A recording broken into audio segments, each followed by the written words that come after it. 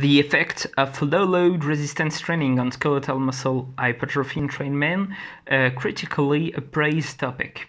Donc on se retrouve aujourd'hui pour une revue informelle d'études et je ne savais absolument pas ce que c'était qu'un critically appraised topic.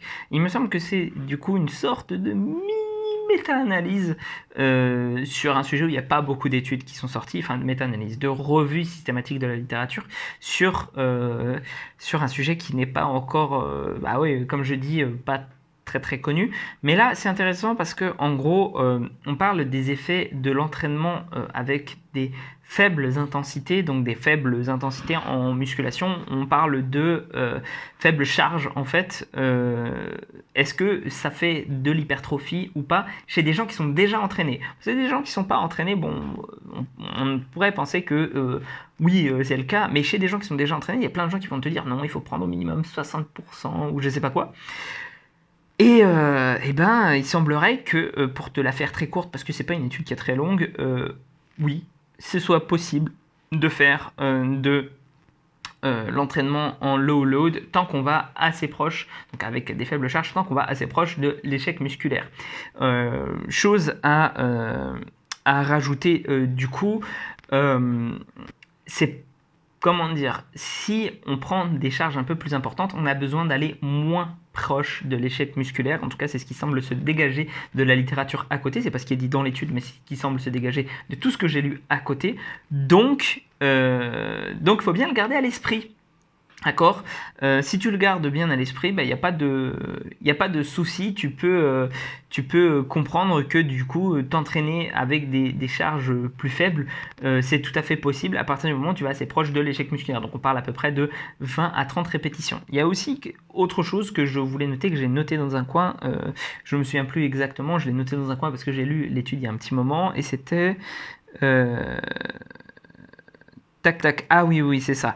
Schoenfeld, en fait, donc du coup, ils disent dans la conclusion, enfin pas dans la conclusion, dans la discussion, que Schoenfeld a trouvé dans une autre étude que quand on utilisait des loads un peu moins proches de notre RM, donc à 67% de la RM environ, et qu'on allait jusqu'à l'échec, eh bien on avait beaucoup plus on faisait potentiellement beaucoup plus d'hypertrophie que quand on prenait trop proche de l'échec musculaire, donc trop proche de la RM, donc 95% et plus, et qu'on allait à l'échec musculaire. Ce qui semble logique en fait, parce qu'il faut un certain degré de tension pour pouvoir, si on a un trop haut niveau en fait de tension, on peut pas le garder pendant suffisamment de temps pour activer toutes nos fibres musculaires et donc potentiellement leur faire un stimulus suffisant pour faire de l'hypertrophie.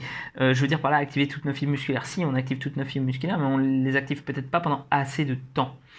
Et c'est pour ça que si on est en dessous de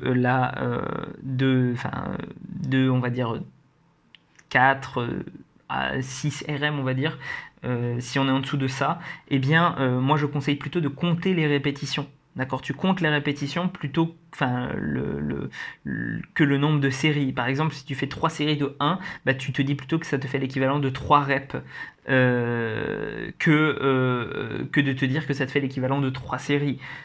Pour certains, ça va sembler logique et normal, mais pour d'autres, je pense que ça va faire un ajout dans leur entraînement et dans leur façon de manager leur entraînement. En dessous d'une série de 6, compte plutôt les répétitions pour l'égaliser avec d'autres séries qui seraient au-dessus de 6, suffisamment proches de l'échec musculaire.